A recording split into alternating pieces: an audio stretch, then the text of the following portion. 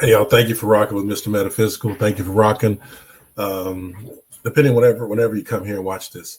So I'm a rookie to this, y'all. I've had these are my first videos I'm getting up. And there's been a break. There's a break. So I want to make sure, I don't know if I'm going to edit it out. I don't know if you'll ever even see this, but we're going to get back into it. So I just put part 3. I meant to put part 3. We'll see I'll probably rename the video when I get to YouTube. But part 3 of the Bielek autobiography. I wanted to do them in hour segments, but just, hey, this is how it's coming out. And I'm not really good at editing. So let's go. Let's get to it.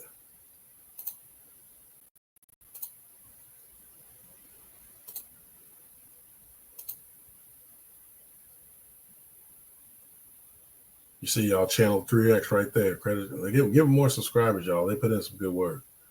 Like, this is ridiculous.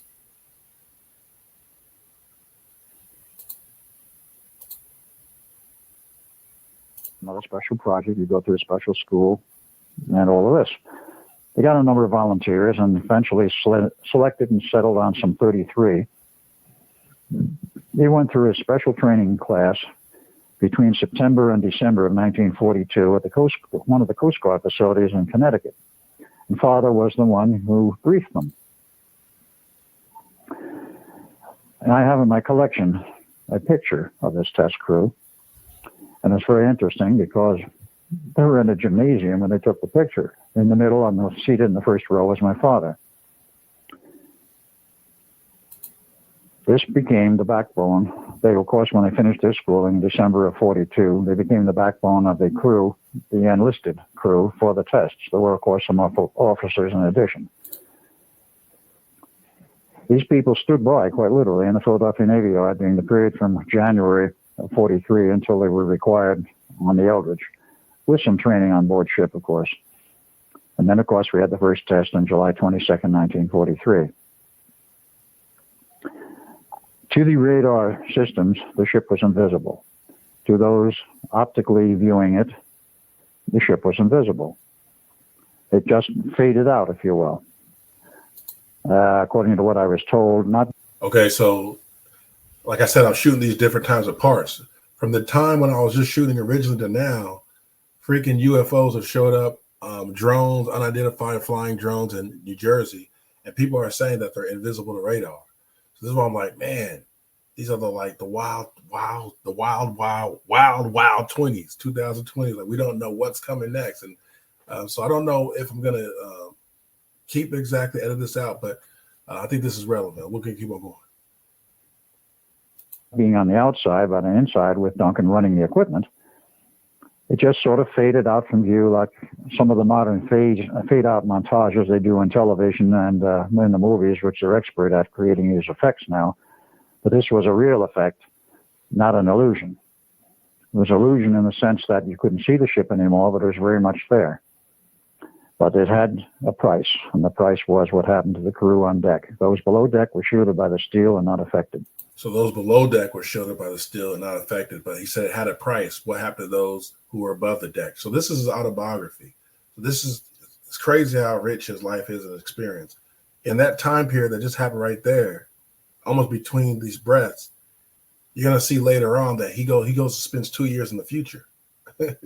It's unbelievable. I know it sounds wild for the first time seeing it, but this is all on Channel 3X, y'all. But they have the different videos there under each person's life, and Al Bielek's life. They have the ones that are covered there. And like they said at the beginning of this one, if you saw part 1, if you saw their video, they can't call this. They said we still can't really call this a complete autobiography of his life. So this is a part where you just heard a big chunk missing, because he says what happened when him and his brother hopped over ship. He ends up going to the year 2137, spends 6 to 8 weeks there, then goes to 2749, spends 2 years there, meets a group of beings called the Wingmakers. They have a whole, then he goes back. Well, I'm not going to go to that, but he goes back after meeting the Wingmakers and spending time there, going back to like they have a separate video on that. And then if you ever do some dives with us at Mr. Metaphysical, join the Mr. Metaphysical community, y'all. Follow the socials. I think I got them up there. We do deep dives on this stuff, and we'll go in. Let me put the socials up there. Follow them right here. We do deep dives on the things like the wing makers and these tangents. I like to say we explore all the tangents. So let's keep on getting into it. So Von Neumann looks at this as we got to solve this problem. I went to the Navy and says, I need time to solve it. The Navy didn't give him an answer at first. Finally, they came back to him about August 1 and said, you have a drop-dead date. You complete these tests by 12 August 1943 or forget it. Now, this was very unusual because von Neumann didn't understand this. Duncan and I didn't understand it. I went to Hal Bourne Sr., who was still available, director of the Office of Naval Engineering. We had some friendship with him. And asked him, what is this all about? He says, well, I got the order. It comes from upstairs, and he says, I'll look into it. And they came back in a rather short time. It says this originated with Admiral King, who at that point was the Chief of Naval Operations worldwide. Now, what is a man, as I asked, and Hal Bourne couldn't understand it, why is a Navy admiral running all of the Navy's affairs in the war out of Washington concerned about a date on an engineering test and having it end on 12 August? Or be completed by 12 August, or, quote, forget it, unquote. We didn't understand this, and frankly, we never got the answer to what this was all about till quite literally the late 1980s. No longer I was like Ed Cameron. Physically, I am, but my identity today is Al Bielek. And with a lot of research, we did find the answer, but I'll not get into that at this point. That is quite a bit of explaining as to what that was really all about. Von Neumann didn't understand it. Nobody did, but we had the date. We had to live with it. So it was around the clock. And the Navy did say, oh, yes, one other little point. We're not concerned about optical invisibility, only radar invisibility. If this helps, that's fine. The reasoning at that time was, at night in a convoy, you better be able to see the ship in some manner or other, optically, by eyesight, because you had no satellites at this point, no LORAN, no SHORAN, no long-range navigation. All we had is by the seat of your pants and by sight and by radar. And if the radar invisibility was in effect, then, of course, you're not going to see anyone else in the fleet by radar. And, of course, the Germans hopefully would never find the fleet or the entire convoy either. So that was a slight relaxation. It really didn't make any difference in the equipment. Just a matter of how much power was involved and how finely tuned it was. So we went along with this, and by 9 August of 1943, just about everybody involved with the test in terms of being on shipboard was getting this funny, queasy feeling in the pit of their stomach, like we all knew something was wrong. That funny feeling that you get, something isn't right, we had it strong. Nobody knew why. Nobody knew what was wrong. Nobody had any concept that there was anything wrong. Duncan had it. I had it. Most of the crew members had it. And one very interesting young man who was a sailor who came from Bozeman, Montana, Bill Cody, an enlisted man, who was in the picture. I was able to identify him finally. He was in the picture of the graduating class. He was particularly ill. And that night, on the 9th of August, he was quite sensitive and quite ill to the effects of the feeling that something was terribly wrong. He was totally beside himself. He was agitated. I said, let's go out and have some coffee. Well, we went out the back door of the Navy Yard, and about a quarter of a mile down the line was a diner. And we went there, and we stayed half the night and came back, and he felt a little better. A lot of sailors went there because it was a 24-hour diner. We'll get into this later because it's historically very important. The diner comes the 12th of August, of course. We all get on the ship. We have our, shall we say, our final party the night before, going into the wee morning hours at the good old Blue Lagoon. And we arrive and we get on board the ship and take our positions. The ship goes down the harbor to the point of test. Now we have 3 observer ships. We have the carrier, we have a Navy Coast Guard ship, and we have a commercial merchant ship known as the SS Furuyaseth, on which was stationed a man who was at a later date called Carlos Miguel Landa. That was not his true name. His real name, well known then, was Carl Allen. He was an officer in the Navy and also had a PhD in physics. But that was a lineup. We were set for the test. And of course, at the appropriate hour, everything was turned on by radio link. We turned on the equipment, and of course, the ship became radar invisible, but it was not optically invisible. You could still see an outline of the ship through what was a green haze, a green fog. This green fog, actually, in technical terms, is highly agitated ionized oxygen, or ozone, generated by the various pieces of electrical equipment operating, particularly the RF generators, the RF field, generated by the antenna, and certain other equipments, were producing this greenish fog. That identified where the ship was, and you could see it, and the same large water outline. But then there was a blue flash, after about 70 seconds, blue flash of light, and the ship disappeared, the waterline disappeared, and there was no Eldridge. No communication. And this condition, with everybody on board the Eldridge, knowing nothing about what has happened, I will get into that very briefly, but everyone on the carrier, on the observer ships, had no idea what was wrong and had no concept of what was going on or happened until the Eldridge returned 4 hours later in the same point in the harbor.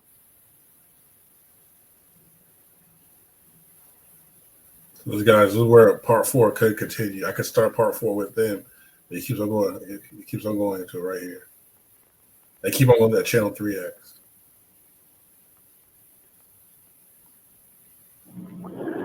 While the crew of the Eldridge is in limbo, shall we say, for 4 hours, I want to interject a few pictures, which I think are appropriate to put in at this point.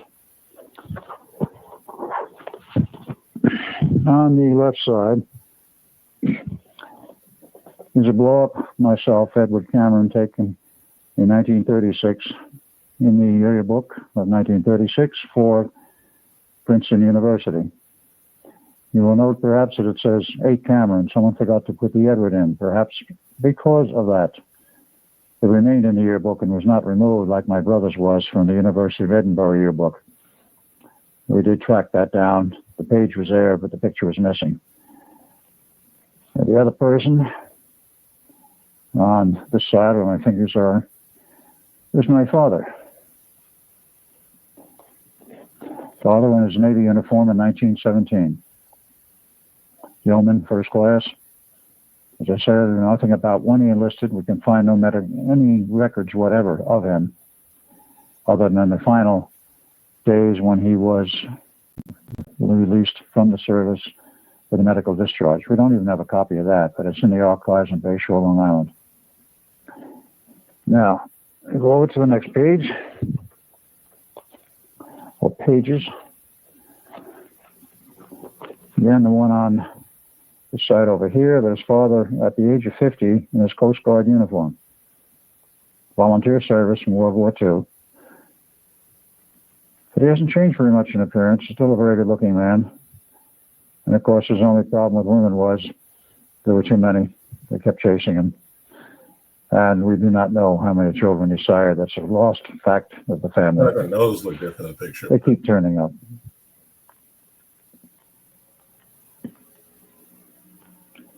He does have a hat on. This one is the famous or infamous picture of the graduating crew for the test crew or cruise for the Eldridge. Now, I'm seated in the middle in a Coast Guard uniform again as my father. None of the other people can I identify at this point except one, and that is the person seated directly above father in the bleachers. That was Bill, sometimes nicknamed Wild Bill Cody, one of those who died in the steel, face down on the deck. That, of course, is getting slightly ahead of myself on the story, but he is one of the many who died.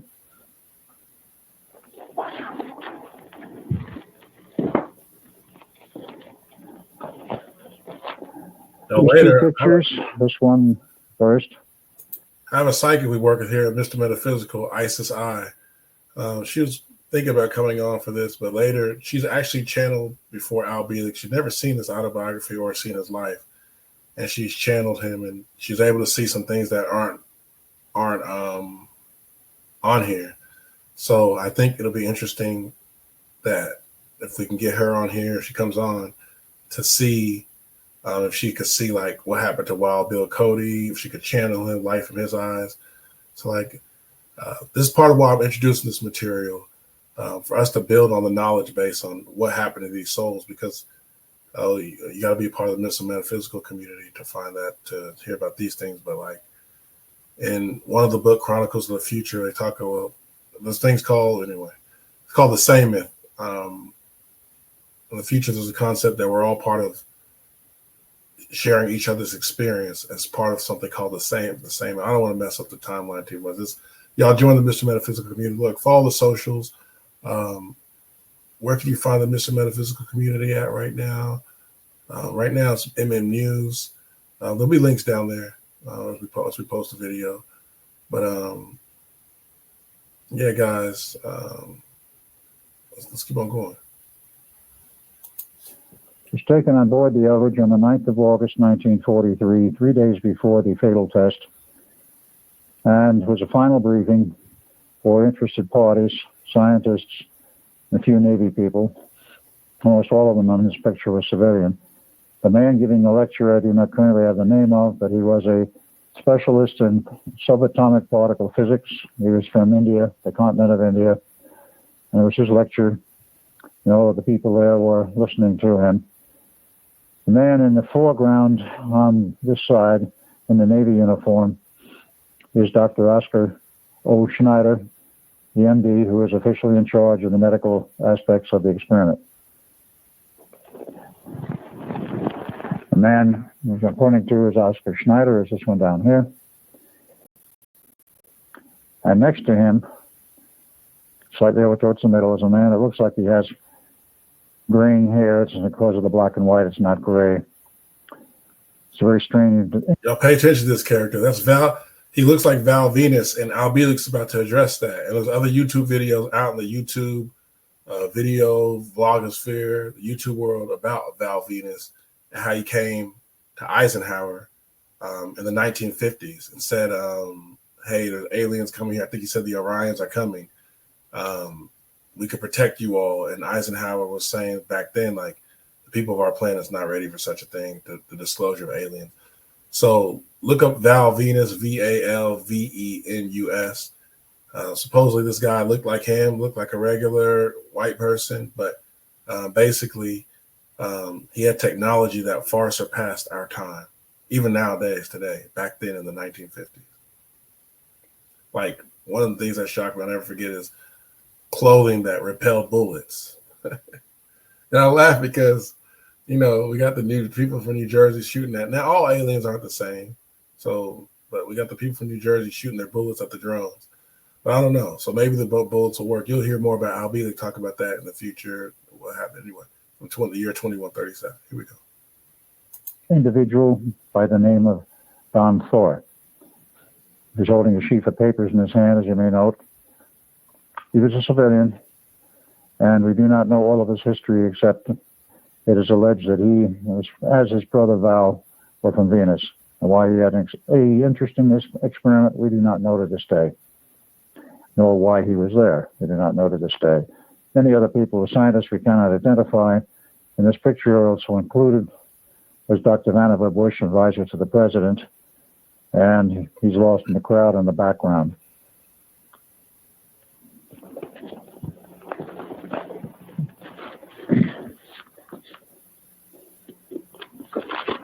The man I'm referring to as Vannevar Bush is the one right above my finger.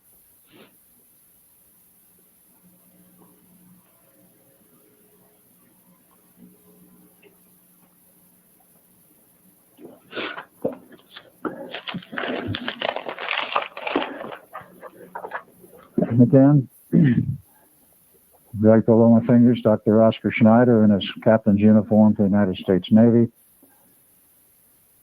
He had a very strange history. The official Navy version says that Dr. Schneider was born in 1905 in Chico, California, went through U of C Berkeley, got his pre-med, went to Harvard for his medical school, took his internship, and then after he had completed his work and became an MD, he joined the Navy and went up through the ranks in the Navy and became eventually a captain of the United States Navy as a medical officer. The story which he told to his son, Phil Schneider, approximately 2 weeks before he died of cancer, was a bit different. Schneider's story, an official story, is that he was born in Germany before the days of the Nazis, went through school, was a master machinist at the age of 14, eventually enlisted in the German Navy, and worked his way up in the ranks, became the captain of the Navy of a submarine. And in the early stages of World War II, according to Mr. Schneider, or Captain Schneider, had 68 kills to his credit of ships sunk. Wolfpack fleets were very busy in those days. He was captured by the French approximately in 1940. In 39 or 40, I'm not sure when now from what was told to me. He was held by the French for a number of time, and after the United States was involved with it, the Third Army was in France, and he was turned over to them. Some negotiations took place, and he wound up in the United States Navy with the same rank of captain as a medical officer. I do not know how this came about, nor does Phil Schneider. He says suddenly he was an MD, and there was no indication from his father, Oscar's statement, that he ever went through medical school. It's also peculiarly of interest that of the notebooks of Oscar Schneider I've read, he had a very good grasp of mathematics, including time equations. I find that somewhat strange for a person who is alleged to be an MD. I've never known an MD that knew math, and he certainly did.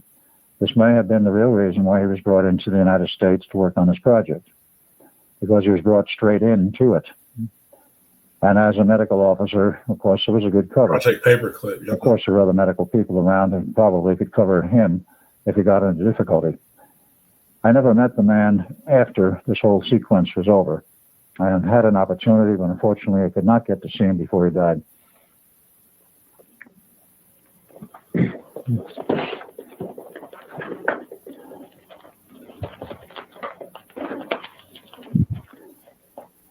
I have some other things I want to show, but I'll wait until after the story that I'm in the middle of has been completed, namely what happened to the Eldridge and the crew.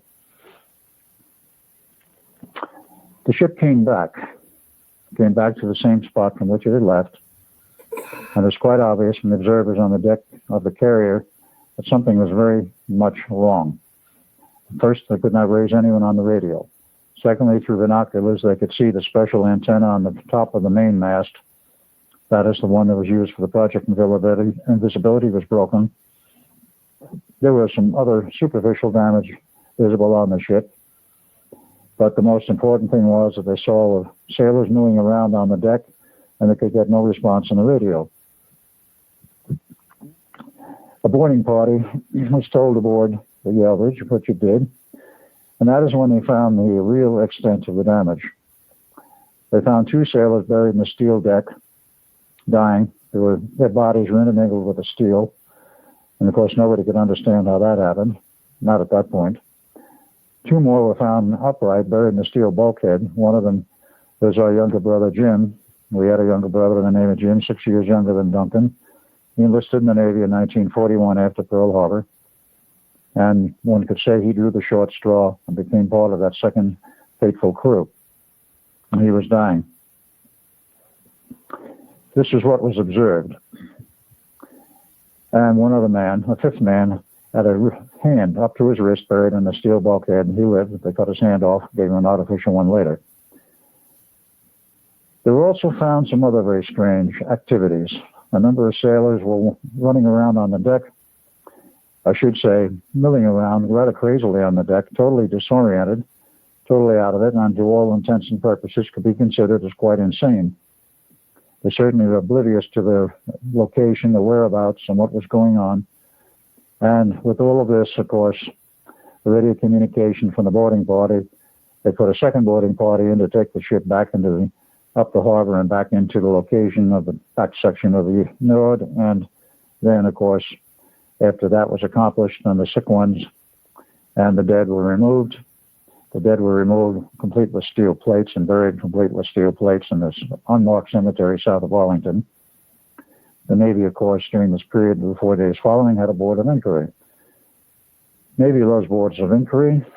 And of course, they pulled up everybody possible. What happened? They wanted to find out, quite obviously.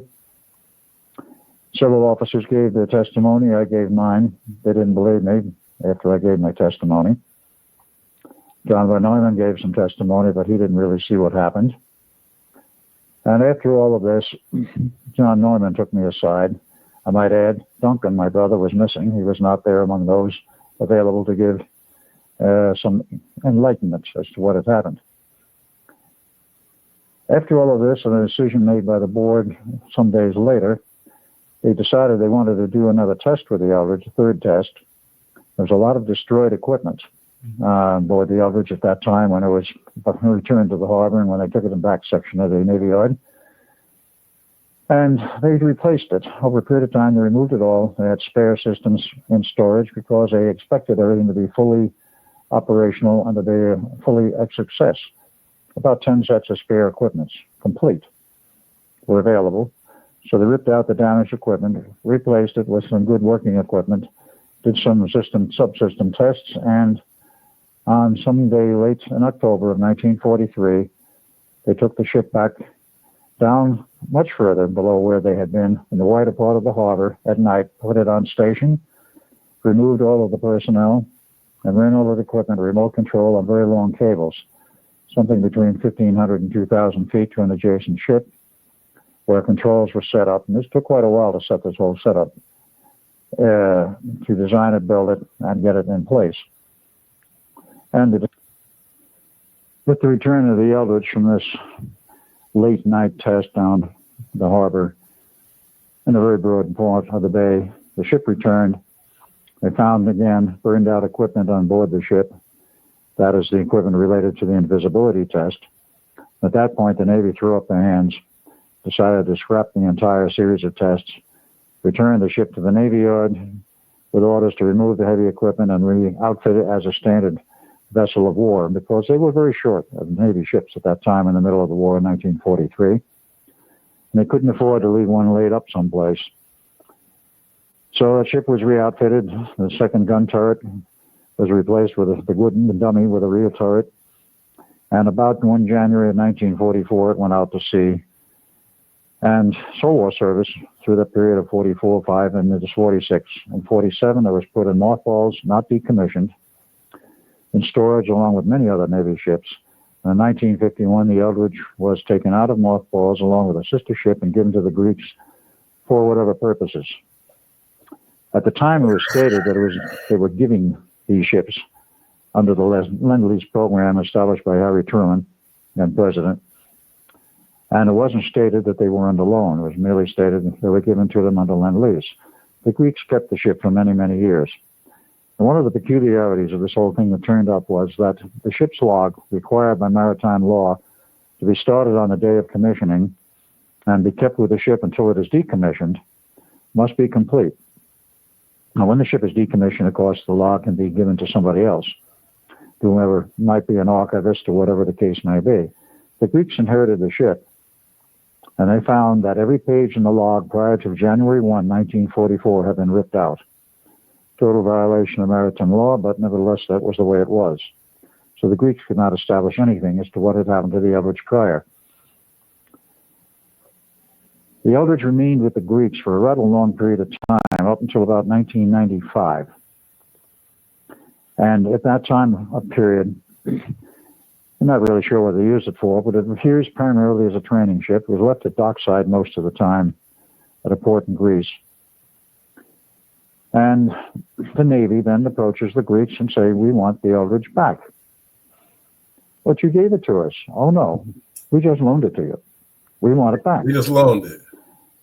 So the Greeks had to clean it up, scrape the decks, do whatever preparations were required by the Navy. There are photos of this in preparation. They were appeared, strangely enough, in the Greek Playboy magazine, of which I have a copy in the photos. And before it was turned over back to the Navy, United States Navy, an individual who had been involved with the Eldridge back in the days when it was being outfitted for the project Invisibility and knew the interior cabling and wiring and such, decided to go over and see if this Eldridge was the same one which he had known which was part of the Philadelphia experiment. I've forgotten the name of the man who made this trip, but he did tell me he went over there, looked at the Eldridge, went through it, and found out it was the same ship. He recognized the bundles of cabling, which had never been removed by the Navy, even though they were totally unnecessary for the normal functions of the ship and were literally an accessory. The Greeks didn't know what they were there for. They saw them, and they wondered about it, but of course did nothing about it. The Eldridge was towed across the Atlantic. It was not seaworthy at that point. And the hull was in terrible shape. So they towed it across the Atlantic to the Norfolk, Virginia Navy Yard, overhauled it, gave it a new hull, cleaned it up, made a few changes, of course, took all of the strange old wiring out. And today, looking like a brand spanking new ship with the same number, DE-173, and the same name, the USS Eldridge, is now parked in Washington, D.C. Navy Yard at the dockside of the Office of Naval Research, their special facility. And it makes periodic trips up and down the Long Island Sound for unknown purposes. They would not scrap the ship. They rebuilt it completely. Rather strange. No reasons have ever been given by the Navy. And, of course, the Navy denies that the Eldridge ever took part in experiments like we described. They say that never happened. They never denied the existence of the Eldridge. They apparently have never denied the existence of the USS Fog, DE-076. It took place as part of the Philadelphia experiment series, not in Philadelphia, however, but in Norfolk, Virginia Navy Yard in the same time frame. Whether it's the same day or not, I don't know.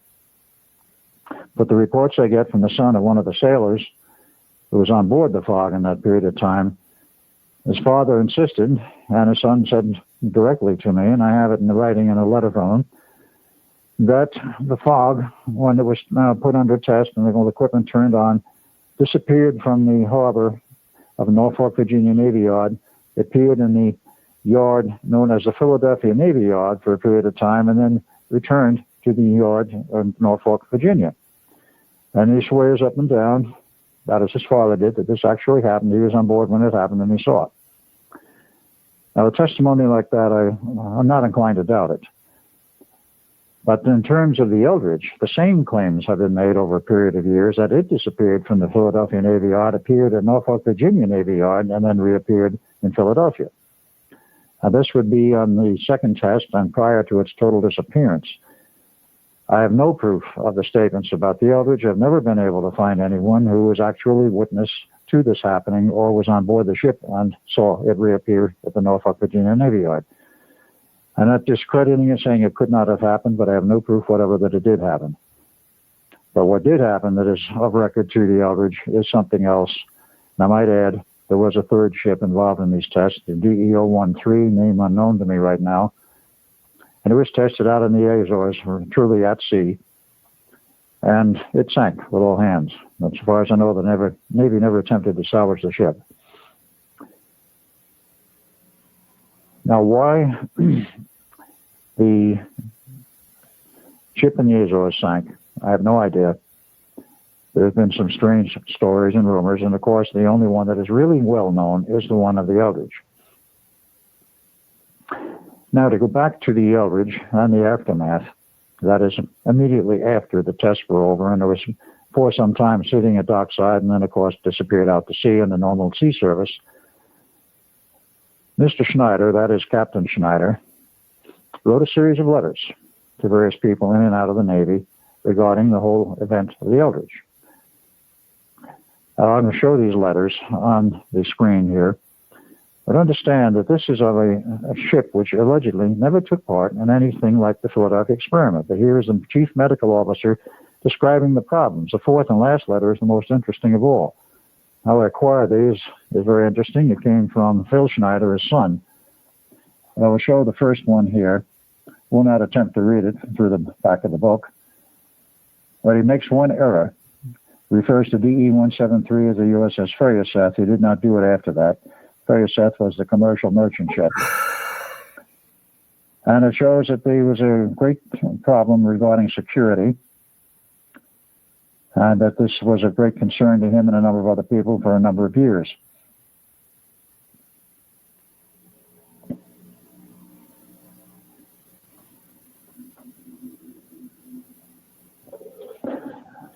That was letter number 1, written on 12 December 1944, and as you may have noted, U.S. Naval Air Station, Pensacola, Florida, official Navy stationary, for the non-existent test.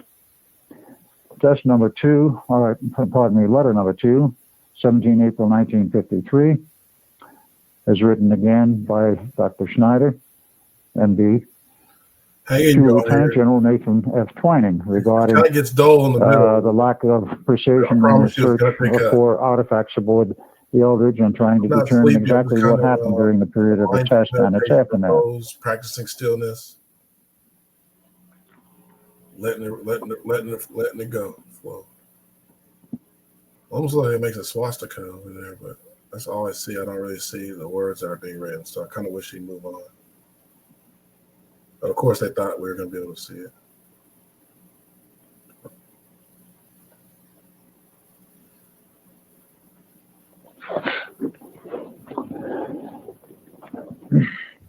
You will probably have noted in reading this that on 21 April 1953, J. Edgar Hoover got into the act requiring maximum security and personnel evaluation of the psychological unit of Quantico, Virginia. Quantico, of course, being a Navy and Marine base. Letter number 3, 23 April 1953, just a few days after the third one, to Dr. E.U. Condon, regarding again the whole problem with the Eldridge and Hoover's involvement and so forth. And this is another rather interesting letter.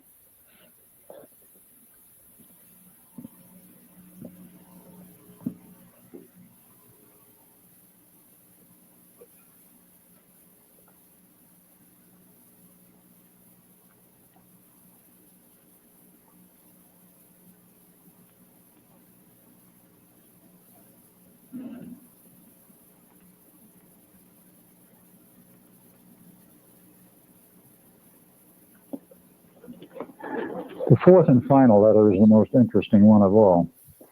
This one is written to a superior in the Navy's medical department, a man by the name of Farnborough, MD, on a Violite section coding. And the date on this is 6 March 1955, when one of the sailors died, crew member number 9. They did an autopsy. And in the process of this autopsy, we found a strange object buried in the guy's brain, which he shows an illustration of, approximately 1.25 inches long, 1/4 inch in diameter, metal tip with some very strange coded markings on it, which are not normal English or normal Earth language, apparently. He had no idea what it was. They said it appears to be an implant that was in his brain. I emphasize that because even today, we cannot implant an object like this in a human brain and have the person survive.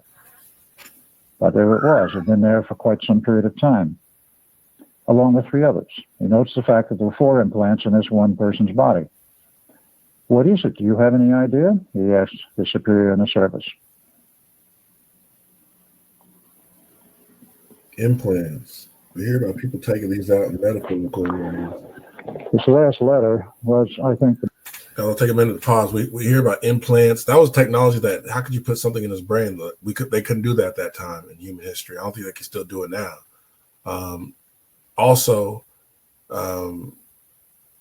We hear about implants, people taking out metaphysically. As of now, so I want to shout out our sister company, Mr. Metaphysical Health and Wellness, if you ever need services. Right now we have counseling and guidance services, but hopefully we're looking to add as many on in the future. So we need, in order to do that, we're going to need investors. But shout out to them. You know, I'm with both companies, so shout out to our sister company. I'm a founder, co-founder of both companies. So with this right here, Al Bielek is talking about the implants. We're gonna keep on going. The most important of them all, because it answers a question which I had had in my mind for many years, and at the time, right after the experiments, that number 1 and number 2, especially number 2, were completed, there were rumors among the sailors while the ship was in hyperspace that something very strange happened, and there were extraterrestrials running around on board the ship on the deck. Oh, spicy. Apparently, those below deck, no one ever reported any such incidents, but those who survived on deck did report strange incidents. I dismissed them. I didn't believe them. So it's heating up. It's heating up right now. But I think it's going to heat up, go cold, and then heat up again. But after reading these letters, as Al Bielek, because I've never saw them until a few years ago, it now answers that question, whether extraterrestrials on board in the Eldridge in northern hyperspace, the answer appears to be yes. Because those objects were not something we had any technology whatever to replicate at the time of 1943. And implants at that time were unknown. Now, what actually happened? I told you what happened on the outside, and in that period of time, as noted by people watching the Eldridge disappear and reappear, and then I gave my testimony. Now, what was my testimony? At this point, it gets perhaps a little bizarre to the ideas of some people, but it needs to go into the record.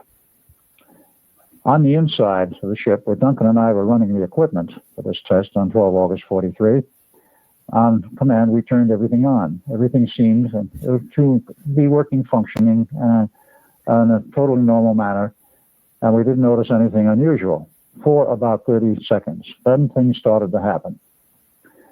At that point, we've got a very strange phenomenon appear in the control room, which appeared like high voltage arc over some equipment. There was no high voltage equipment in that compartment. Therefore, it was all the more strange to us because while it resembled high voltage arc overs, there was no high voltage equipment.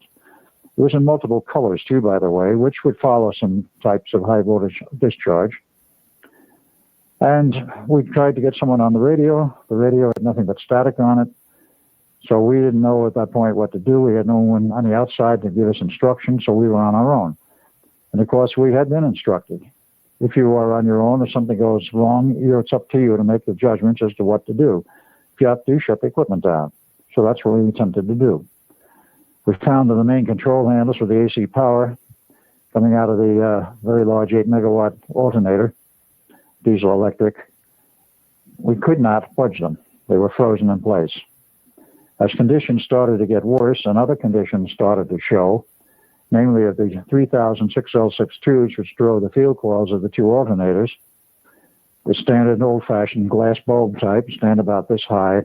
The smaller ones have been built since, but they were about that high. I'm sure anyone who knows any of the electronics around the beginning years, the 30s, 40s, and the beginning years after the war, knows what a glass envelope 6L6 looks like. They get rather hot. They have a very pleasant glow to them from the heater or the filament inside the cathode. There were 3,000 of them. I promise you, I'm listening with y'all. I'm just thinking how wild it is. Like, this is wild. So I'm simultaneously, hey guys, I'm a busy man. I'm trying to get a team over here, get more help. So I'm simultaneously planning the Intro to Meta World course. So if you watch this, somewhere on this YouTube channel, you're going to be able to see Intro to Meta World. If you're trying to get into not just Meta World of vacation, but if you're trying to get into the metaphysics or rock with Mr. Metaphysical, it's a course for all those who, I've been studying this stuff for y'all since 2004, 2005, pretty much 20 years. So I know it's a lot to take in. It's still even a lot for me now. So if you look at stuff that's popping up on YouTube, there's something every day, everywhere. So I just kind of want to provide a centralized focus, not on only authority, that would be absurd, but a centralized focus to introduce people to all things metaphysical. So thank you for watching this. Thank you for watching me rock with Mr. Metaphysical. I hope you're enjoying. Credits channel 3X for Al Bielek's Autobiography. All right, I'm gonna keep playing. And right now, just so if you want to know my thoughts, I'm like, man, that piece of technology was emitting different colors.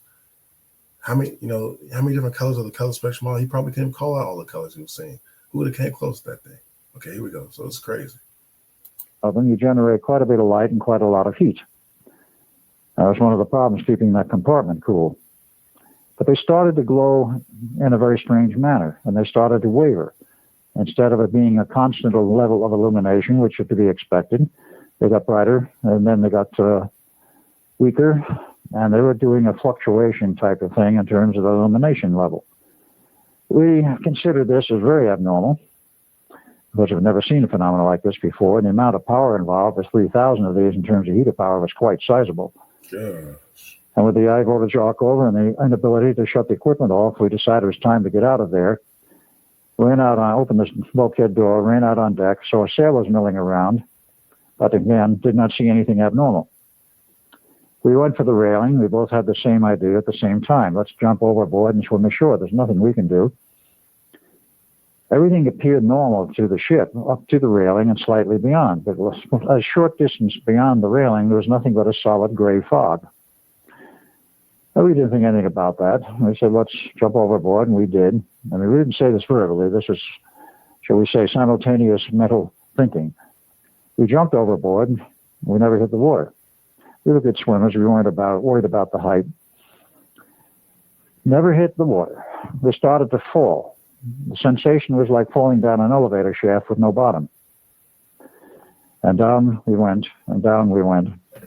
And suddenly, we were, shall we say, perhaps panic-stricken. We didn't have enough time to worry about being panic-stricken, but we were totally dismayed. We had not the slightest idea what was going on. We were more or less side by side.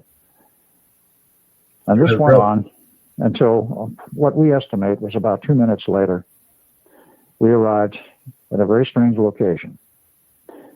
At night, standing upright, next to a chain link fence. And it was dark. We didn't know where we were, but we knew it was a military base in all likelihood because the chain link fence was of a military design. Yeah. At that point, very suddenly, a very bright spotlight beamed down on us. I used to work with the military, so it reminds me of my days work with the military. So you see that chain link fence, and you know it's a military base.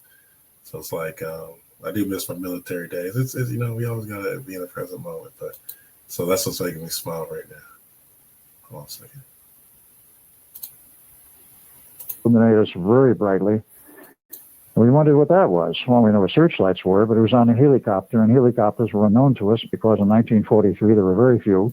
And disclaimer, I did not serve in the U.S. military. I was a therapist for the U.S. military. People always ask for that, so I don't want to disrespect anyone who served and who's. I was a civilian in the military, civilian contractor. They were experimental. But as it turned out, this was a production type helicopter, as we learned later. But MPs came out of someplace and grabbed us and took us to a building. In the building, on an elevator, down the elevator shaft, the door opens. We see a lot of military personnel and a very elderly civilian in a gray business suit, white hair, what was left of it on the side of his head, walking towards us. He looks at us and says, "Gentlemen, I've been expecting you. Now, Dr. John Von Neumann." So we look at him. He says, "You're who?" And I says, "I'm Dr. John Von Neumann." Couldn't be. We left him approximately an hour or so ago. And he's a much younger man. Couldn't be you. He looked at us rather sternly and says, "Gentlemen, this is not 1943. This is 1983. I am the same Dr. Von Neumann you knew in 1943, except I'm 40 years older. Welcome to the Montauk Air Force Station," or words to that effect. We didn't know whether to believe him or not. We didn't know what was going on. And he took us for a cook's tour. Well, this tour included IBM 360 and 370 computers, tape recorders, all of the paraphernalia of a 360 and 370, disk drives. Now, I think there was a time traveler looking for, was it John Tudor or something like that? Some people even say that's Donald Trump or John Trump. It could be Donald Trump, Uncle John Trump. But they say, I don't know, who knows? Well, the John Tudor, drop the name in the comments if you know who I'm looking for, who was looking for some type of IBM computer. I think you can find it on Reddit or something like that. But something that, I'm not going to get into what I don't know, but there could be a connection there. If you're an enthusiast like myself and you just love this stuff, help me out. Drop the info in the comments. Visual displays, which were special for the facility, and all of this and many other pieces of unknown to us electronic equipment. And then, of course, after this little tour, we happened to go past the room where there was a large screen color television set in display, operational. We came back to that later, but he took us all over, and as it became dawn, he took us upstairs and let us look around the base. We never were taken off base. They let us sit down and relax a bit, and says, why don't you watch TV for a while? So we did.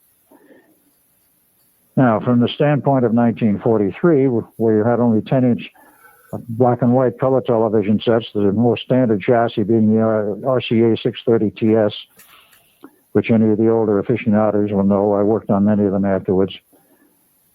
That was all it was then in 43. But here we're looking at large screen color TV, a 27-inch type or something like that, good sound, color, and of course we watched some of the news shows and other things, and it showed traffic jams on the freeways. What was a freeway? There weren't any in 43 except the Pennsylvania Turnpike, which was the first in the country.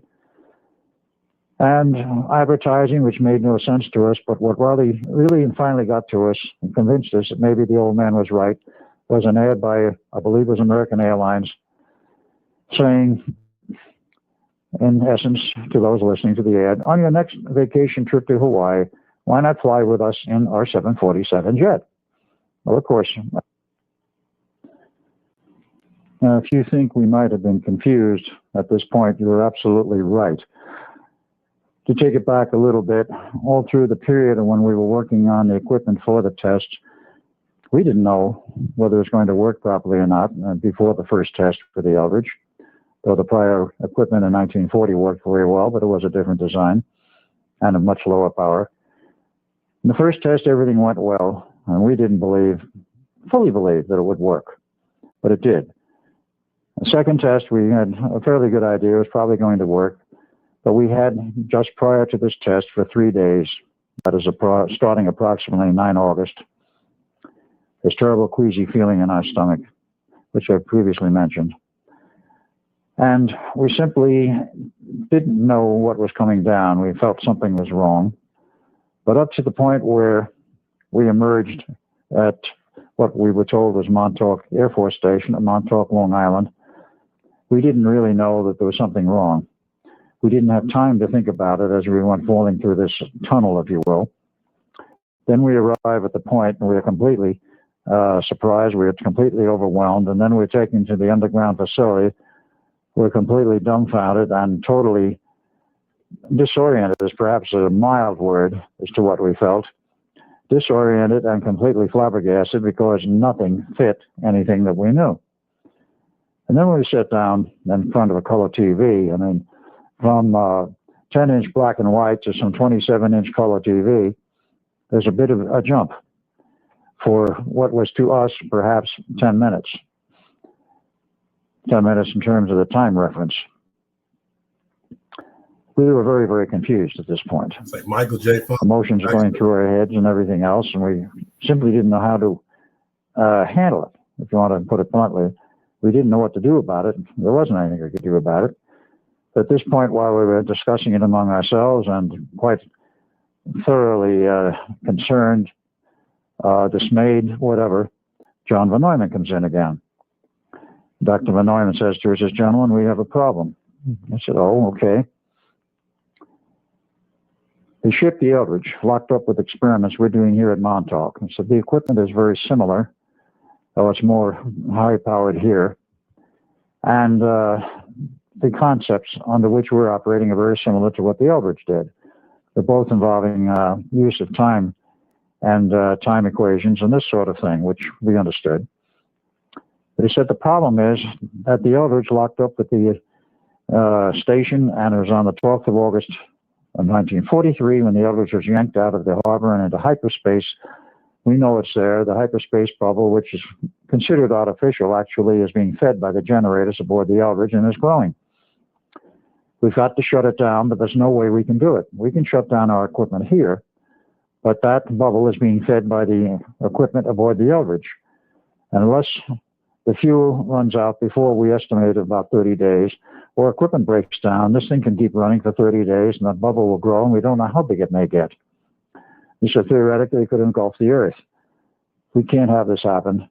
You have to go back there and shut the equipment down. And I looked at John, and I says, Are you trying to tell us that we're going to go back to the elders and we don't even know how we got here in the first place? And he says, there is no problem, gentlemen. He says, here at Montauk, we have complete control over space and time. We can send you anywhere as we want at any time we want. That, of course, is referring to the functions of the Montauk Project, which I'll get into later. But true to their word, they sent us back to the decks of the Eldridge, and they put us in radiation suits, something similar to what you see on the various shows today and the sci-fi shows, and what, of course, the astronauts have worn out in space, and sent us back to the decks of the Eldridge.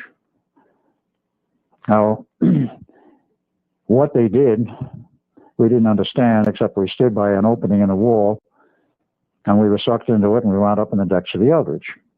This was, of course, the Montauk Time Tunnel, which I will go into at length later. We arrived in the decks of the Eldridge, took off our helmets, and instructions. Yo, this turns out to be huge. That's a Montauk Time Tunnel. So if you rock with us for about this video in about another hour, about 2 hours from now, more along in the autobiography, he's going to come back to this. And in terms of our understanding of reality, the coming of these current changes, what I call meta world, hopefully time travel, the world as it's going to become, and just understanding how to move forward best as a human race, this becomes very important. Instructions were smash the equipment, destroy it, whatever you have to do to shut it down. It didn't matter. We arrived back on the decks. We see sailors milling all over the place, obviously quite distraught. We went in the control room. We found axes and started smashing everything in sight with axes. Insulated gloves in our hands, of course. That was part of the suit. So if glass flew or high voltage arced out at us, well, at least we were protected. After we smashed enough equipment, of course, particularly that equipment which was driving the field coils of the two big alternators and all the control functions for the alternator, they started to wind down. Now, they're very massive, and of course we knew it would take 2 or 3 minutes before they wound down totally. They might be putting out field energy in the meantime. So I don't want to confuse you. Hopefully I don't. But I think within time, in the linear time, they're going back to the place where they said the ship disappeared, and his brother was there. So people's going crazy. Aliens were on the ship. That his brother's hand was somebody's hand was wedged in steel. Which that person, maybe in this video or another video, that he's later going to tell you about, that person still had feeling as if the hand was there and would fade in and out of different realities, in and out of reality physically. These stories that we've lost are probably crazy. Like, just to know this is his view of what happened to him, but I would like to know what happened with all those other lives. And that's kind of why down the road I'm going to get the psychic Isis Eye involved in an extended knowledge, and hopefully we can extend that knowledge out to the human race and about what's going on, and things of that sort, about what happened to those lives. So we may not be able to get everything. We can use her or get her help along with other channelers, mediums, and psychics. But one day all this information will be recovered, and I think that's going to be exciting to know. But let's continue. That is energy to the field of the coils on the deck. So when this was done, we went out on the deck. We figured it's over. At that point, we saw 2 sailors buried in the steel deck, 2 more buried upright, standing upright in bulkheads. One of them, my younger brother, Jim, who was in the process, as the other 3 of dying. The 5th man had his hand in a steel bulkhead. He wasn't dying, and he lived. They cut his hand off at the wrist and gave him an artificial hand. As to the others, it was a very, very sad and tragic thing to see them. We could do nothing whatever about what was happening to them. Because what do you do if a body, as the later examination showed, what do you do if a body is completely embedded in the steel and the steel molecules are embedded in the physical body? In other words, the molecules of flesh are mixed and intermingled with the molecules of steel. Something we had never seen before, we've never heard of before, and hopefully nobody's ever seen since.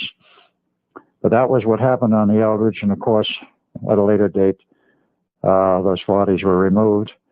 But at that particular point, one of them, Jim, was still quite conscious, I walked over to him, put my arms around him. Duncan, in the meantime, took one look at this scenario, which there were other sailors running around totally crazy. Some were fading in and out of reality, or that is what appeared to be happening. Duncan heads to the rail, looks at me, and like, aren't you coming along? I wasn't about to because I was trying to comfort Jim. He jumped over the rail and disappeared. He was no longer in the reality of 1943. Of course, at that exact point, he wasn't in 1943 either, because the ship was not yet fully returned to that point in the harbor from which it had left, 12 August 1943. Shortly after that, the fog cleared, and we saw the harbor and everything like it had been. And then, of course, the other observer ships, primarily the carrier, and then the boarding party came. They were rather dismayed themselves to see what had happened. And the rest is more or less history, is what I have said. The Eldridge with another boarding party was returned to the from the harbor to the Navy Yard, and then, of course, the Board of Inquiry.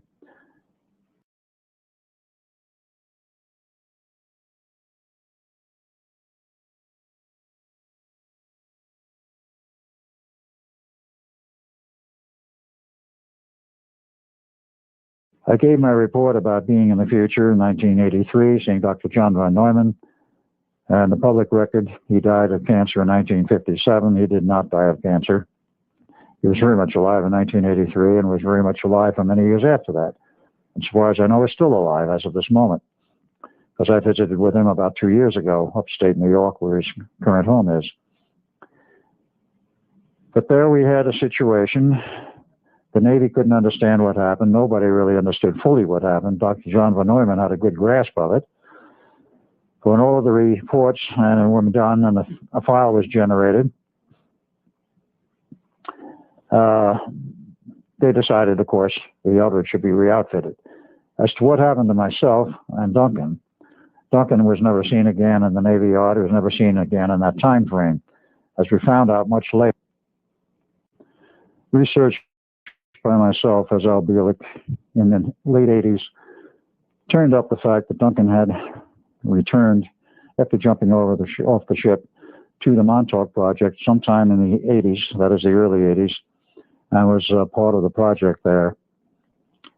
And after an accident, which very little is known precisely what happened, he started to, as we call it, he lost his time locks, and he started to age at a very rapid rate, about 1 year per hour. This led to another phenomena. They didn't know how to stop it. And there are some things in biology and the body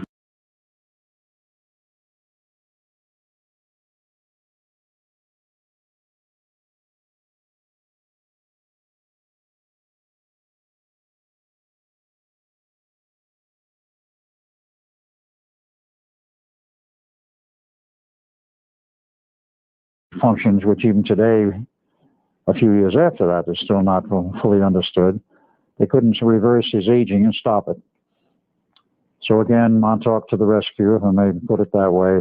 They sent back someone to father in the 50s, actually the late 40s, and said, get busy and make another son. Duncan's dying, and we can't allow this. Why they can't allow it, I'll get into in a little bit. It has to do with this whole time loop problem.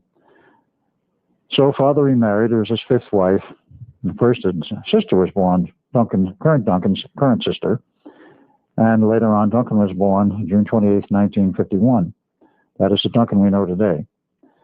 And he has a slight resemblance to the old Duncan, but his characteristics are essentially the same.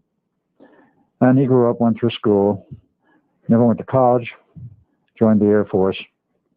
He was in Vietnam and eventually was injured and was mustered out of the Air Force and wound up as part of the Montauk Project again as the current Duncan. Duncan number 2, if I may call him that. And that's another part of the history, which we'll get into later, namely the entire Montauk Project as recorded and what that means. But going back to the time frame I was referring to, which is, again, the aftermath of the Philadelphia experiment, and Duncan disappeared. I, of course, was with the Navy in that time of the period of 1943, and the Navy decided to shut down the project completely. They scrapped it, as I'd already mentioned. But I was there footloose. They didn't know what to do with me because they knew I knew too much about what had happened, and they didn't want me talking to everybody, so they kept me somewhat isolated. But then Dr. John von Neumann, to my rescue, he had been assigned to the atomic bomb project at Los Alamos, New Mexico, which was in the process of being built between July 43 and, let's say, October 43, an ongoing thing after that, of course. In October 43, John von Neumann first showed up at Los Alamos for the purpose of helping in the development of the atomic bomb. The staff, of course, had as the head of the project Dr. Oppenheimer. Others on staff, of course, were Dr. Edward Teller, and quite a large number of people, Hans Bethe, et cetera, et cetera. John von Neumann as a consultant who was in and out. Along in the spring of 1944, John decided that he would like to have me up there to help him and assist in the project. So he suggested to the Navy that maybe they would like to send me up to Los Alamos, and the Navy was delighted with the idea because it would put me into the most secret facility in the United States at that time and get me out of the mainstream of the Navy and out of the mainstream of everything. So I was sent up there in July of 1944 with family. I might add, of course, that in October of 1943, I married my fiancée, and a son came along in February of 1944. Let us say I was a bit busy prior to the marriage, and a son was born, and all of us moved up to Los Alamos. We were there from 44 to 47. That is July 4th, 47. I worked on the project in terms of writing reports, assisting John any way I could. And I was sort of a loose wheel, but at the same time, I was making contributions. The Navy was most interested in having me write reports, of course classified, of the history and the development of the atomic bomb when the bomb was developed and they had dropped it on Japan. And of course, the war was over. And at that point, they didn't know whether the Los Alamos laboratories would be kept going or whether it would be closed down. There was discussion in both directions. Oppenheimer stayed on. He didn't know what would happen. Of course, history records that it was kept alive and, of course, has been long since greatly expanded. But in that time period, while I was there from 44 to 47, I got into quite a few discussions with Ed Teller, who had rather an acid attitude at times. And he was, of course, snuck out of Europe to become part of the bomb project by whatever group, or SS or whomever. This is no longer my father's domain. And he became part of the bomb project. And, of course, the bomb was developed. And when it was over, he, as a physicist, wanted to go ahead and develop in what he called the next phase, the hydrogen bomb. Instead of an explosion bomb, he wanted the equivalent of an implosion bomb. Fusion, of course, was the key word. Oppenheimer was against it. I was against it. And, of course, I had many arguments with Dr. Teller. I told Teller his math was not complete. It wasn't right. Not fully correct, that is. I didn't accuse him of being outright wrong. It wasn't. But he became very upset with my comments and said, we've got to build the bomb now. We don't know what new enemies we're going to have. We must have it in reserve, and so forth. He got nowhere with anyone. And he remained at the laboratory. Eventually, he got so upset with me that without any clout on his own, he had a few friends, and contacted a few, and the next thing I know, I'm being considered for removal from the labs. On July 3rd, a meeting was held with 3 people.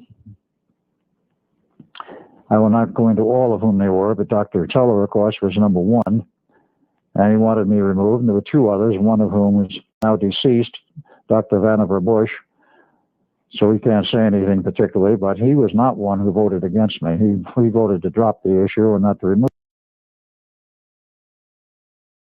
it. This is where it gets tricky for me. I feel like he's back beyond 1943. I feel like his life gets dull.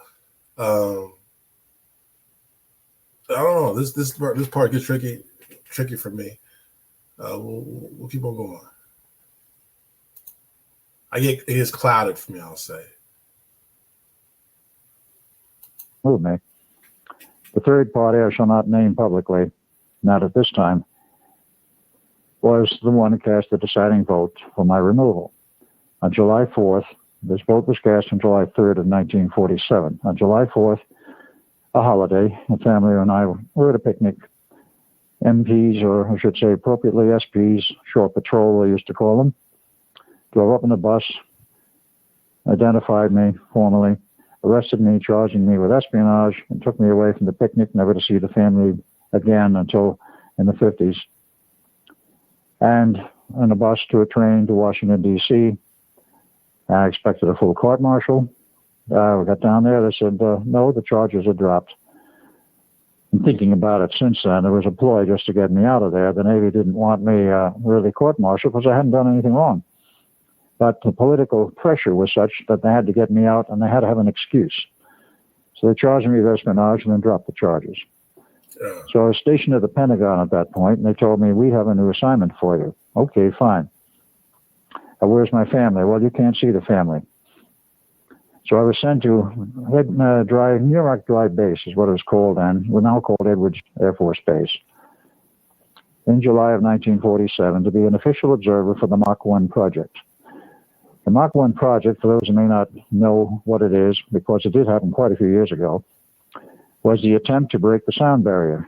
Bell Aircraft Company built a rocket plane called the X-1, and there were follow-on models, XS-1, etc.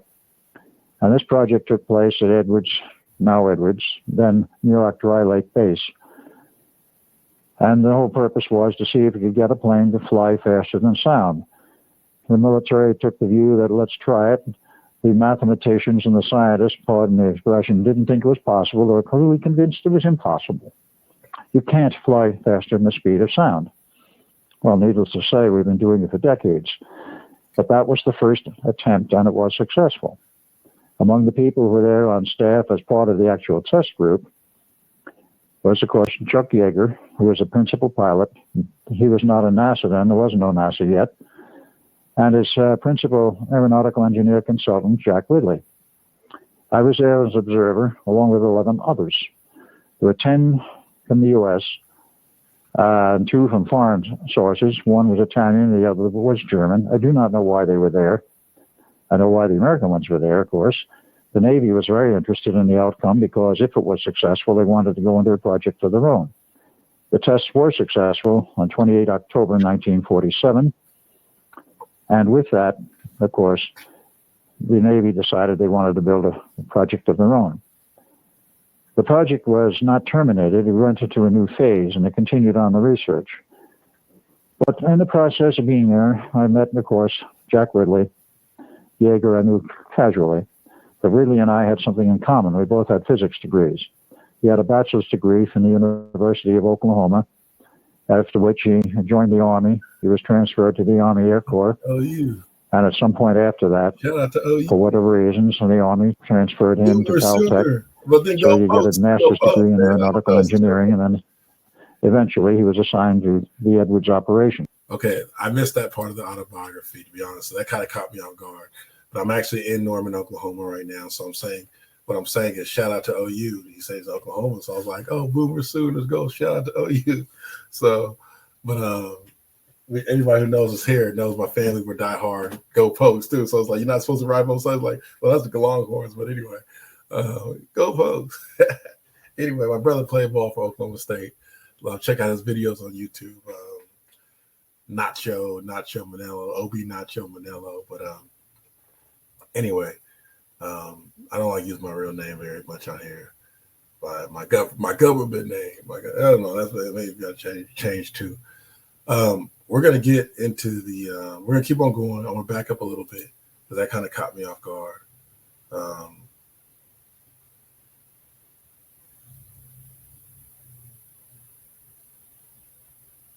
I may be coming to a stop here soon.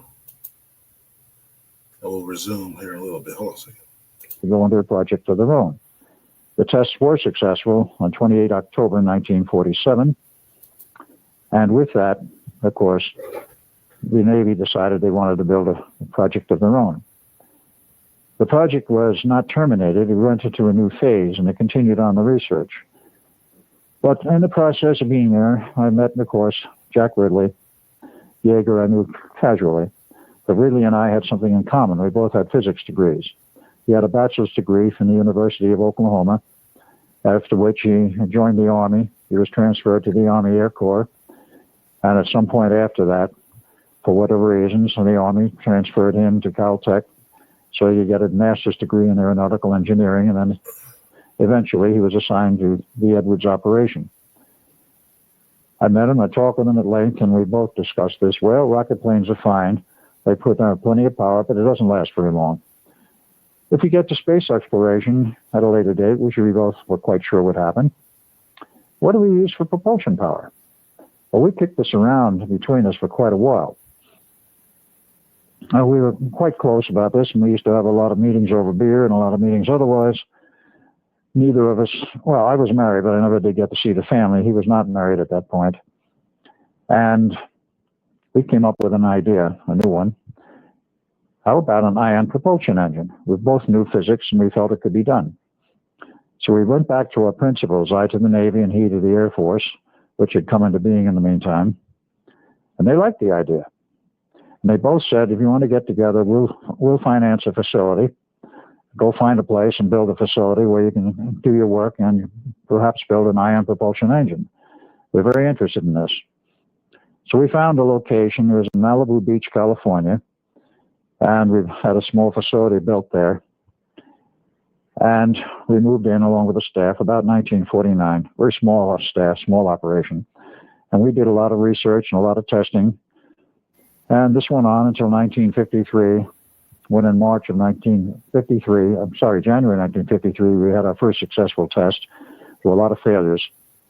I'll make no mistake about it. It was a difficult project to get an engine to do what we wanted it to do. The test goal was 1,000 pounds thrust for at least 10 minutes. We exceeded that. We put out 1,200 pounds thrust for 20 minutes, at which point an ion feed failed, and we shut it down. I was ready to let it run all day if the system would work. It was a completely classified project, but I can tell you that the word got out like wildfire through the aircraft industry. Douglas and Long Beach was ecstatic. They wanted to work with us. They had something in mind.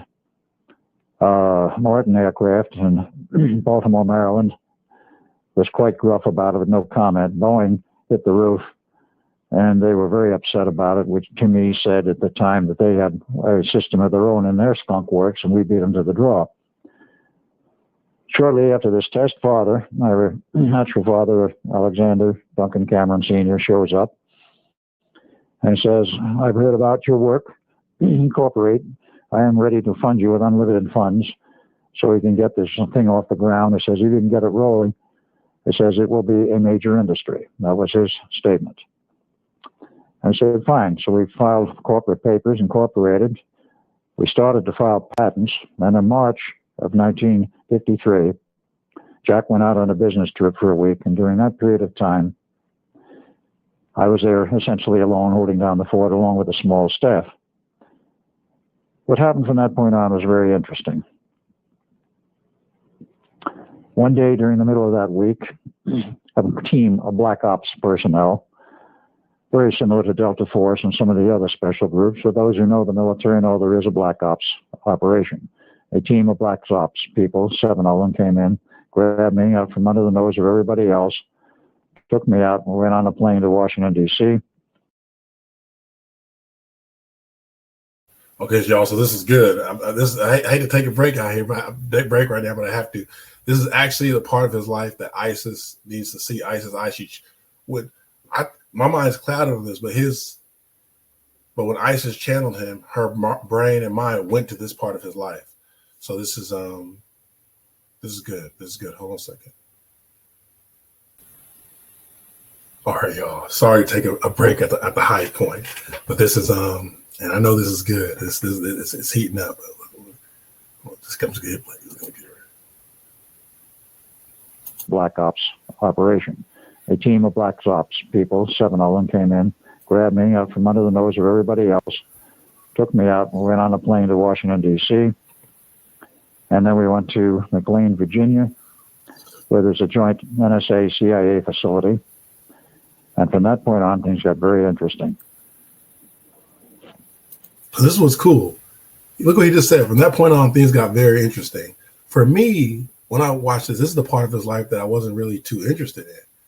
But when we did this live in the group, in the Mr. Metaphysical group, ISIS and who's now known as Maze, they were discussing this, and Isis went into channeling. Um, Isis went into channeling this aspect of his life. It's almost like he was showing her from the other side what was important about him or some beings, and um, this is what she saw. Once in this facility, I was interrogated by a very strange and interesting group of people who, believe it or not, interrogated me for over 3 days, and I could not understand what it was all about or why at first. They wanted to know practically my life history, and I thought that was strange because, after all, it was essentially an open book with the Navy. The Navy personnel knew what I had done, where I'd been. Nevertheless, I had all these questions thrown at me of what I had done in the Navy. Got into the Philadelphia experiment and all of this, and in some detail, and they were interested in that. But then, well, how did you get involved in this project? I said, I met Jack Ridley, and we decided that the thing to do is build an ion propulsion engine. He says, yes, we know about that you had a successful test. But where does it go from here? I said, well, that's what I want to know. We expect to go into production with this thing after we iron out some wrinkles. We've already been promised all kinds of money, and then we have incorporated. Now, what's the problem? Well, I was told at that point that there was a group, which I had heard rumblings about already, called the Cristaldi Research Group, who were very interested in this project and quite interested probably in taking it over. Now, we were running, by the way, under the name of JRC Enterprises, which JR stood for Jack Ridley, C for Cameron, and E for Edward. JRC Enterprises, if one wants to check and has the capability of finding the right location on the internet, still exists as a wholly owned subsidiary of Cristaldi Research Group. At that point, I didn't ask very much about Cristaldi. I knew of them, and they knew they were interested, and it was made apparent to me that Cristaldi was going to take over the operation. I did not say that in so many words in this meeting, but they made that quite apparent. It was obvious that I was to be frozen out, and I was. They told me I would not be returned to the facility. I was returned to the Pentagon, at which point I was rather upset and rather hopping mad, and wanted to know from my superiors just what is going on here. Why can't I go back? They wouldn't give me an answer at first. They wouldn't give me any answers. And I remained stationed there on payroll. And weeks went by and months went by, and I kept asking questions. I wasn't doing anything useful. I was a bump on a log sitting in an office, passing the time of day, trying to find out what the history was going to be. In the meantime, Jack Ridley came back from his business trip and found I was missing, and he couldn't understand what it was all about, and the people there could not give him a very adequate explanation. And so he tried to carry on his own. I don't know at this point whether he thought I walked out or whether I was kidnapped or what. The report should have been that I was literally kidnapped. But I remained at the Pentagon. I was not even able to call him. And as time went by, I kept asking questions, went further and further up the line, finally to the Joint Chiefs. What is going on here? I said, I want to get back and do some work in the Navy. I'm basically a career man. I'd like to see my family and so forth. They all demurred. I finally went to the chairman of the Joint Chiefs, and I asked him, I said, what is going on? Gave my same story and so forth. And he looked at me rather strangely, and he says, there is nothing I can do, quote, it is out of my hands, unquote. Well, I knew then something was very, very strange going on. And with him saying it was out of their hands, meaning out of the hands of the military, I had no idea what was really afoot. Late July, I got a word that a decision had been made, and that in August, I was going to be sent back to Montauk. And I said, Montauk? Montauk Point. Well, there was such a place. I didn't know much about it. There was a Fort Hero, in a military base there, which at that point was Montauk Air Force Station. They were doing radar research. That I knew about. It was the beginning phases of it. So I was sent there and told to stand in a certain location in the traffic circle. And next thing I know, I'm back at Montauk underground, 1983. What specific date in 83, I don't know. I wasn't there very long. But I was met by a number of people at this location, underground, Dr. John Von Neumann being the principal. And here we were in the middle of Montauk Underground in New York State, actually on the very eastern tip of Long Island. And John tells me, he says, I don't like what they're going to do to you. He says, I have no control over this anymore. He said, I'm now only a consultant on the base. And this was in sometime in 83, and I don't know exactly when. He says, what they're going to do is strip you completely of your memories, and with special equipment we have here, he made some passing comment that it was something they captured after the war from the Germans. So they're going to age regress you down to a young kid, and they're going to put you in another family in the past and hope you never remember anything. I says, they're going to do what? And he says, this is what they're going to do. Well, they physically grabbed me, put me on a gurney, gave me a shot of some kind, and then put me in a very strange machine, if you will. I was on a standard-sized medical gurney, typically about that wide, but I was shoved in a tube, which was like glass, it was transparent, approximately this wide with the inner wall. And then there was an outer wall like this, and in between there were 4 coils, flat ribbon coils of wire, truly ribbon, not wire, with connections to each end of them for all 4 coils.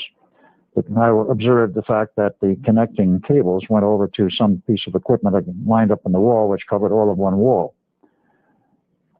I was looked at it. It was black panels. It had very strange, ancient-looking markings on it, with little marking tabs above it in English, saying what these controls were for.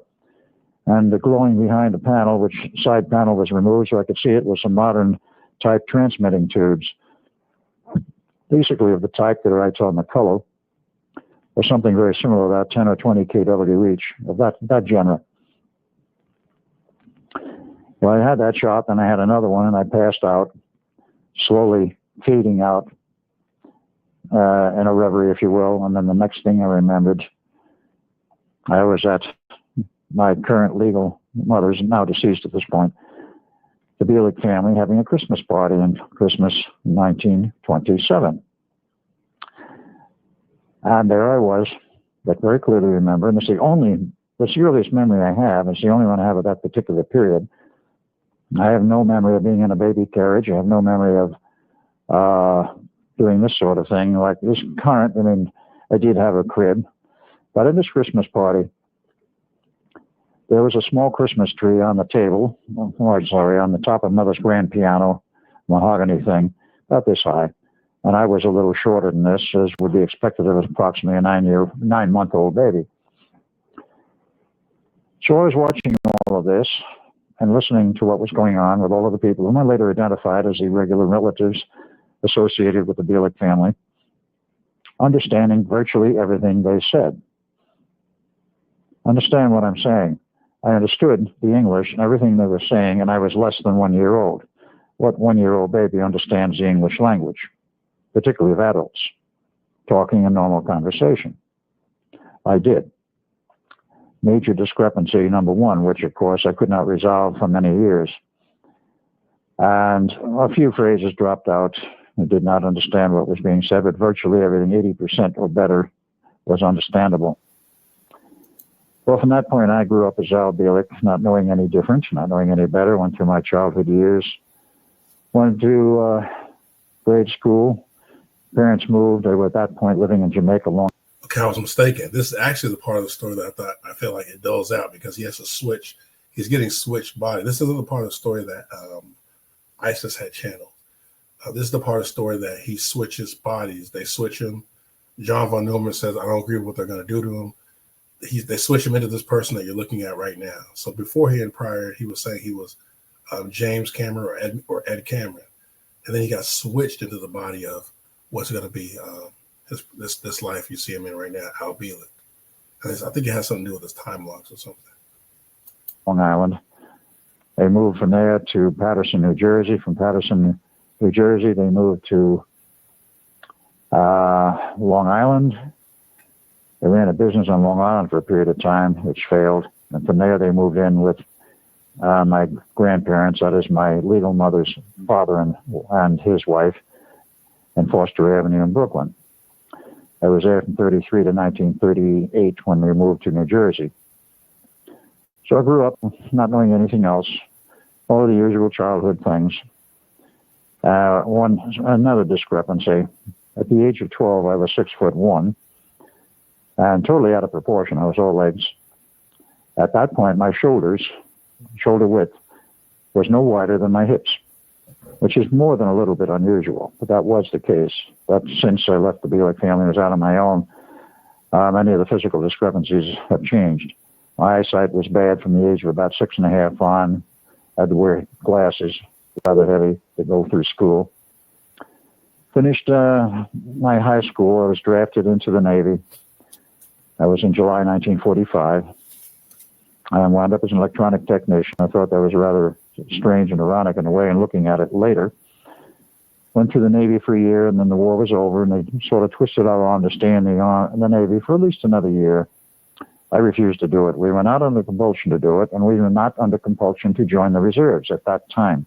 Approximately a year and a half later, it was mandatory to become a reservist, which, of course, pulled a few friends of mine back in the time period of the Korean War. I kept growing up. I went through school. I went to try a business of my own for a number of years. Between the period of roughly 1947 and 1951, it didn't go well. This was in New Jersey. I went to college in NCE, Newark College of Engineering, Newark, New Jersey. In 1953, I got the notion, I'm fed up with this, living in New Jersey with my folks. I'm moving to California. That was after I had a job for a year and a half with a rather interesting company on the East Coast. I was a field engineer for an electronics firm that supplied flight simulators for the Air Force and other organizations, both commercial and military. Went to California, continued there, continued my schooling. Eventually wound up as a consulting electronic engineer. That started in 1958 and went on for 30 years to 1988 when I retired from the engineering profession. Not absolute and total, but that was the way it worked. It wasn't as I wanted to, but that's the way it happened. In that period of time, of course, I met a number of interesting people like Ivan T. Sanderson, and I had picked up a few magazines dealing with the Philadelphia experiment and Einstein's connection with it. And I had an absolute fascination with the subject during this period. And the fascination had become virtually a compulsion before long to find any information I could whatsoever about the subject. I became acquainted with Ivan T. Sanderson, who was a British naturalist and moved to New York just prior to the end of World War II.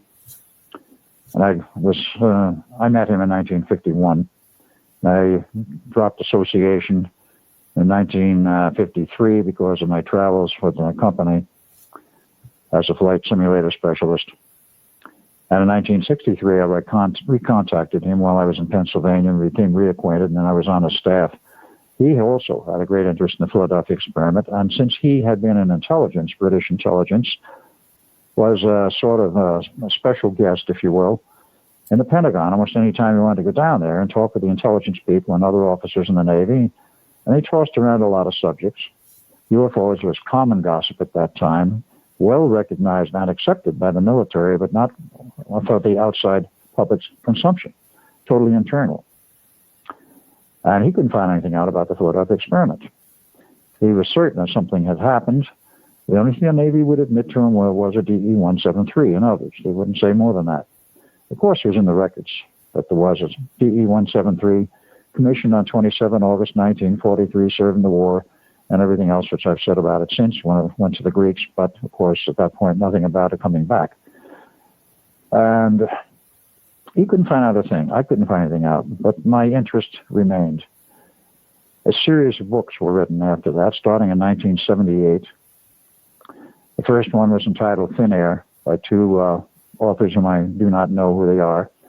It was a fiction story, basically. But the background information they gave regarding the Philadelphia experiment was quite accurate, speaking in retrospect. They mentioned the man who was a scientist who gave them all the information to write the book, a man they called Dr. Reno, R-E-N-O. No connection with Janet Reno. And described the house and the factory of cats, and the place was a total dismayed wreck, all of which was absolute correct fact. And then, of course, came the next book, next year, 1979, The Philadelphia Experiment, Project Invisibility by Berlitz and Moore. And Moore never got his facts straight, but there's one or two things in there which did hang together. And again, the mention of Dr. Reno, describing the same location, that this is the source of much of their information. Except obviously they didn't get enough of correct information from Dr. Reno, who turns out to be Dr. John von Neumann. That, of course, took quite a bit of detective work and quite some time to find out. Well, I went on my merry way in the I was a member, of course, since this is of importance, of the USPA, United States Psychotronics Association, originally in its founding year in 1975 called the U.S. Radionics Association, but it changed it the next year because of the connotation of radionics and the somewhat bad taste it had in the mouth of scientists and some other people. They renamed it the Psychotronics Association. I was a founding member, and of course the thing is not defunct. It's in limbo today. It's not what it was, but they still have meetings.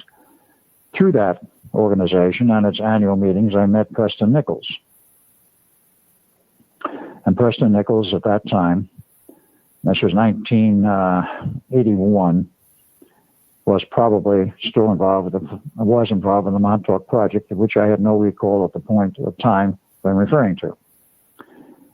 And sometime later, it was actually 83 I met him, not 81. And in 85, he was at another conference and meeting for the USPA, in which he brought a new assistant called Duncan Cameron. I knew nothing about Duncan at that point because I was still, shall I say, heavily under the weather of a very heavy brainwashing, both for the Philadelphia Experiment and my involvement in the Montauk Project. And I might add, for many other projects. Well, I saw Preston there. He gave a paper in 85, and Duncan was part of that presentation. And I saw a person I considered a psychic sensitive. I had a sort of feeling of kinship to him. I cornered him one day in the cafeteria of this facility where they're holding the meeting, which was in Dayton, Ohio. And we talked for about 2.5 hours. About halfway through this, I got this strange feeling in the pit of my stomach. I knew this guy from someplace. So I finally asked him, I says, Duncan, do you have any feeling, any idea that possibly you know me from somewhere? He said, yes. I says, I do. I says, from where? He says, I have no idea. And I said, I got the same feeling. I also have no idea where it's from. Before the meeting broke up and we left, Preston had invited me to come visit him sometime at his lab facility on Long Island. Now, this meeting was held in July of 1985, and I availed myself of his invite in August of 85, Duncan Cameron saying he would put me up at his house on Long Island, which is fairly close to where Preston lives. I still couldn't figure out where I knew him from, but I had the feeling, well, is it possible it's from a past life? Well, that was part of the answer, but that was not the real answer I was interested in. I won't go into all of the ideas about reincarnation. That's not part of this story, not part of this presentation and the facts which I'm trying to deal with. In August of 85, I went there, stayed at Duncan's place, intending to stay a weekend. I wound up staying 2 weeks. And on one of the visits with Preston, he says, I want to take you two out to a place on the eastern tip of Long Island. I'm not going to tell you what it's all about, but I know you two are sensitive. And I've been out there many times because I'm a surplus electronics dealer, but I know you guys haven't been there before. Well, of course, that turned out to be the biggest joke of the century, but at that point, we didn't know it was any different. And he took us out in his truck. His car at that time, he had a van. Took us to the base, parked to the parking lot outside the base. The fences were...